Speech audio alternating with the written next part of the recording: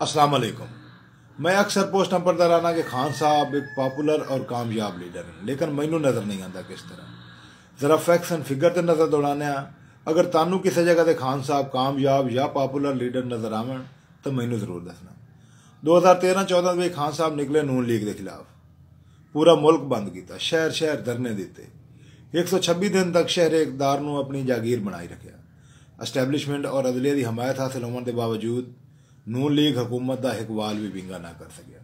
2018 में खुद हुकूमत आया।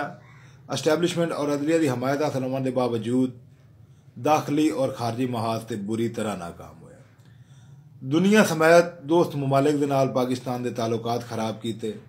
भारतीय जारहीयत का कोई मुअस्सर जवाब ना दे सकिया। उल्टा पाकिस्तान का कश्मीर ते 70 साला इखलाकी जवाब भी खत्म हो गया और कश्मीर बाकायदा तौर पर भारत की एक कॉलोनी बन गया। नहायत जिला तमेज तरीके के नाल इकतदार तो अलग कर दिता गया। खान साहब फिर धरने, जलसे जुलूस, ऑल फॉल बकना शुरू कर दिता।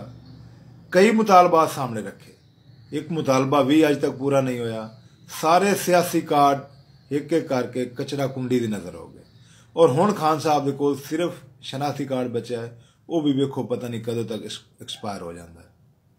उस तो बाद बलोचिस्तान बलदियाती इलैक्शन, कश्मीर आज़ाद कश्मीर बलदियाती इलैक्शन और सिंध बलदियाती इलैक्शन बुरी तरह शिकस्त हुई।